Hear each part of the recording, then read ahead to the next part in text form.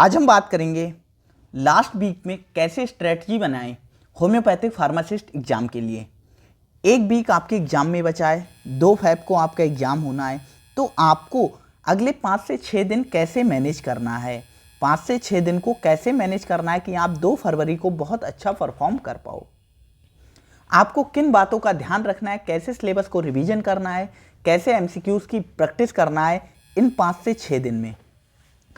हमारे साथ क्या होता है अक्सर कि हम पूरी साल पढ़ते हैं या हम 6 महीने 3 महीने, जब भी आप पढ़ रहे हो 6 महीने से कोई पढ़ रहा है, कोई 3 महीने से पढ़ रहा है, ठीक है, कोई 2 महीने से पढ़ रहा है, तो उसने पढ़ तो सारा कुछ लिया है, लेकिन लास्ट में क्या होता है हम रिवीजन नहीं कर पाते हैं। अब रिवीजन नहीं कर पाते हैं तो क्या होता है, बिल्कुल सिंपल क्वेश्चन भी आपका गलत हो जाता है। हमारे भी हुए हैं, क्योंकि हमने भी नीट का एग्ज़ाम दिया तो हमारे साथ भी ये हुआ था कि रिवीजन ना होने की वजह से बहुत सिंपल क्वेश्चन आया और हम या तो उसे अटैम्प्ट नहीं कर पाए नेगेटिव मार्किंग की वजह से, या हमने अटैम्प्ट किया तो वो गलत हो गया। तो आपको कैसे 5 से 6 दिन में रिवीजन करना है, ठीक है, उसकी बात करते हैं। और एक इम्पॉर्टेंट बात यह है कि जिन लोगों ने अभी तक हमारे चैनल को सब्सक्राइब नहीं किया है वो हमारे चैनल को सब्सक्राइब कर लें इसी तरीके की वीडियोस को पाने के लिए। और जिन लोगों ने अभी तक ह्यूमन एनाटॉमी और फिजियोलॉजी की वीडियोस नहीं देखी हैं, क्वेश्चन प्रैक्टिस अप्रॉक्स 1500 क्वेश्चन हमने प्रैक्टिस कराए हैं सिर्फ एक यूनिट के ह्यूमन एनाटॉमी और फिजियोलॉजी के, तो वो आप लोग देख लें। तो हम बताते हैं कि कैसे आपको मैनेज करना है। तो Monday, Tuesday, Wednesday, Thursday, Friday, Saturday, Sunday को आपका एग्जाम है। तो आपको मंडे को क्या पढ़ना है, ट्यूसडे को क्या पढ़ना है, वेडनेसडे को, थर्सडे को और फ्राइडे सैटरडे ओवरऑल रिवीजन के लिए एक बार और।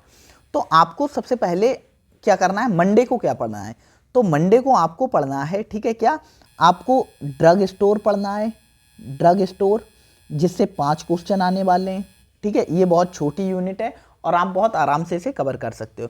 ड्रग स्टोर के साथ में आपको क्या पढ़ना है, आपको पढ़ना है एक बड़ी यूनिट। और बड़ी यूनिट कौन सी है, और बड़ी यूनिट आपको वो पहले करना है जो आपको बहुत अच्छे से आती है, बहुत अच्छे से आती होगी।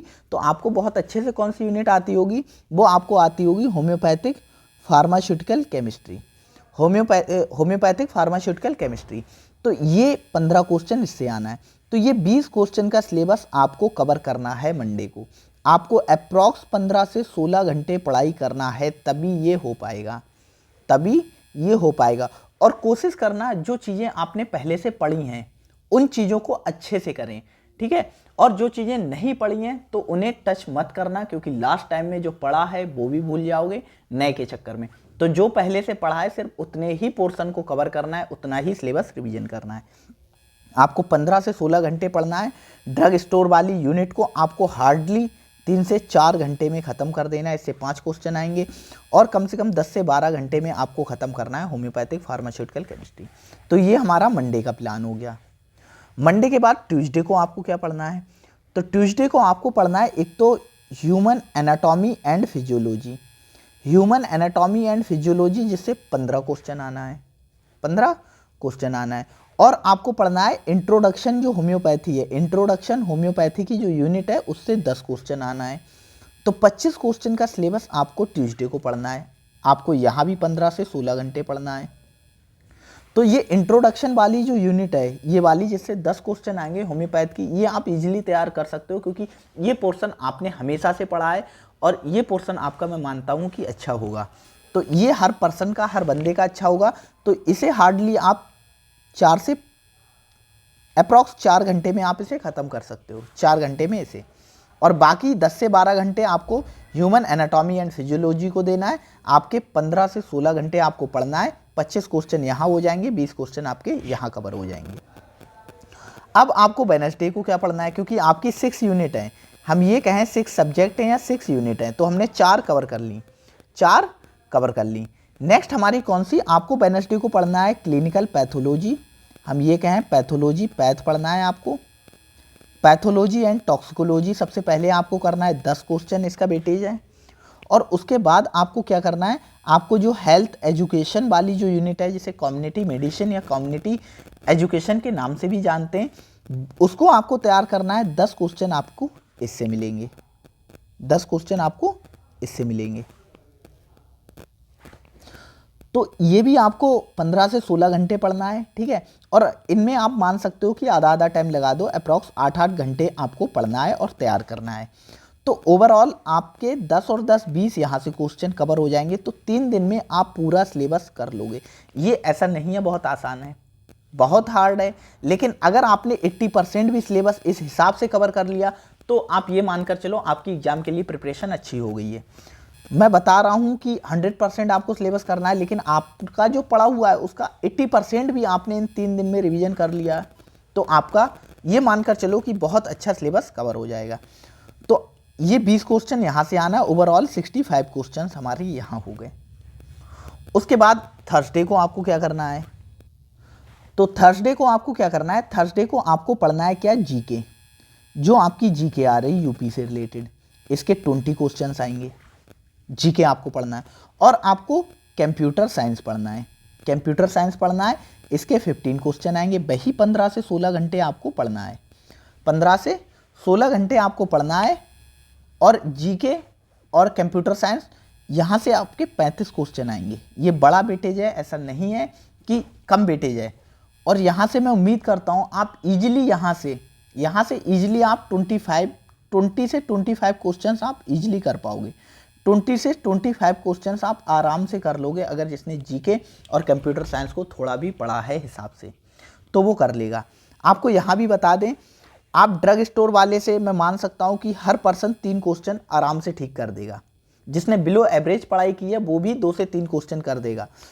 और होम्योपैथिक फार्मास्यूटिकल केमिस्ट्री है, यहाँ से आप, क्योंकि मैंने देखा है, पढ़ाया है, तो मैंने देखा है कि जितने भी स्टूडेंट हैं उनका सबसे अच्छा अगर पूरे सिलेबस में कोई सब्जेक्ट है तो वो फार्मेसी वाला है।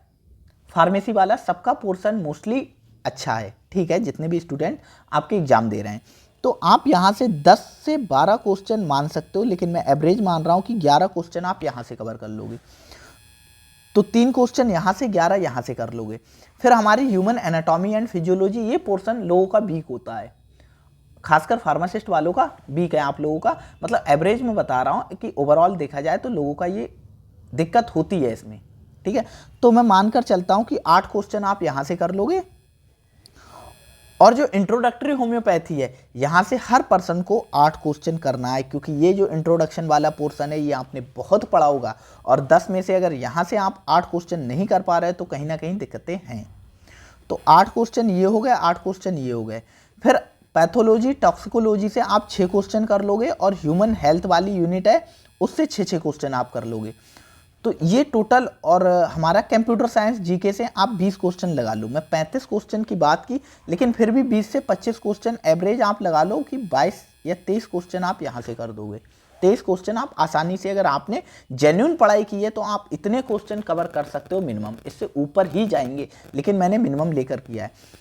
तो 3 और 11 और 3 14, 14 और 8 कितने हो गए हमारे? 14 8 22 और 8 30। 30 और 12 हमारे कितने हो गए? 30 और 12 42, और 42 और 23 आपके कितने हो गए?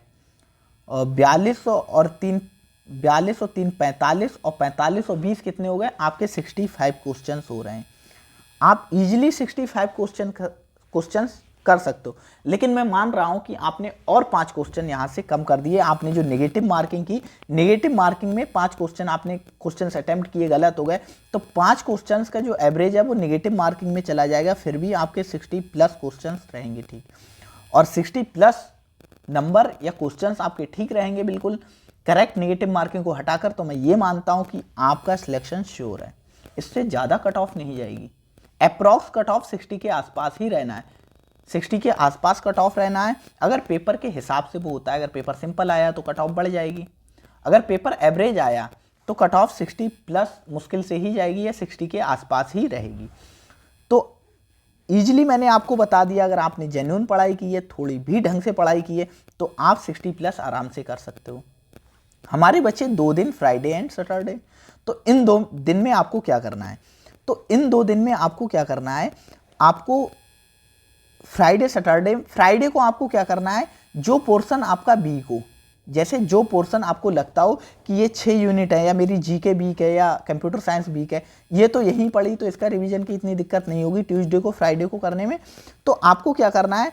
आपका जो पोर्शन जैसे ह्यूमन एनाटॉमी है, ठीक है, पैथोलॉजी है और हेल्थ एजुकेशन है, ये 3 यूनिट आपकी वीक हैं, तो इन 3 यूनिट को आपने फ्राइडे को एक बार और अच्छे से रिवीजन कर लिया, एक बार और कर लिया, और उसके बाद सैटरडे का दिन बच रहा है, फिर आपको लग रहा है कि कुछ और मैं रिवीजन कर सकता हूँ इसमें से, तो आपको लग रहा है कि कंप्यूटर साइंस मेरी थोड़ी हल्की रहेगी, तो आप यहाँ पर सैटरडे को कंप्यूटर साइंस पढ़ लेना, थोड़ा बहुत पढ़ लेना, क्योंकि आपको एग्ज़ाम देने भी जाना है।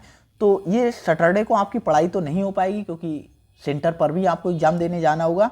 तो मैं मान सकता हूँ कि आपके पास शाम तक का टाइम होगा, 5 बजे तक का टाइम होगा सैटरडे को। तो आपने फ्राइडे के अलावा जो सिलेबस आपका बचेगा, इनमें से जैसे आपकी फार्मास्यूटिकल केमिस्ट्री बची, तो फार्मास्यूटिकल केमिस्ट्री को रफली एक बार देख लेना, 2 घंटे 3 घंटे में कुछ जा नहीं रहा है, देख लोगे तो बढ़िया ही है। तो इस हिसाब से आपको मंडे में क्या तैयार करना है, ट्यूसडे में क्या करना है, वेडनेसडे को, थर्सडे, फ्राइडे, सैटरडे।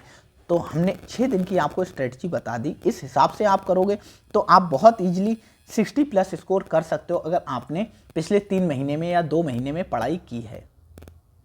और एक बात आप ये भी याद रहो कि कुछ बच्चे ऐसे होंगे, कुछ स्टूडेंट ऐसे होंगे जो मतलब कहीं टेस्ट सीरीज देते होंगे और टेस्ट में अच्छा परफॉर्म नहीं कर पाते होंगे, लेकिन उनका सिलेबस तैयार है। तो ऐसा नहीं है कि अगर आपका टेस्ट में अच्छा नंबर नहीं आ रहा है तो आप सिलेक्ट नहीं होंगे। कोई भी टेस्ट सीरीज ऐसी नहीं है कि क्वेश्चंस एज इट इज उसी टेस्ट सीरीज से आएंगे।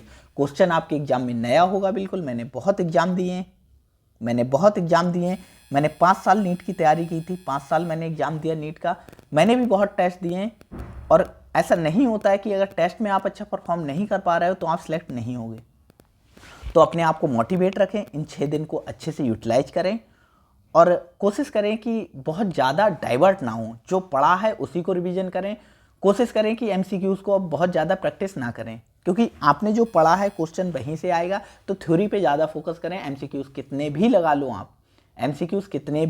आप, एज इट इज एमसीक्यूज़ नहीं आएगा, उससे रिलेटेड एमसीक्यूज़ ही आएगा। इससे बेहतर है कि जो आपने पढ़ा है पिछले 2 महीने, 3 महीने या 4 महीने, वो अच्छे से आप रिवीजन कर लो।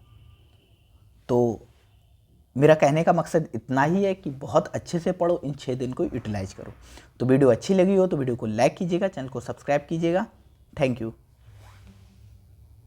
और हाँ, एक बात और, ऑल द बेस्ट आपके एग्ज़ाम के लिए। जिसने पढ़ाई की होगी, अच्छे से पढ़ा होगा, वो सिलेक्ट होगा।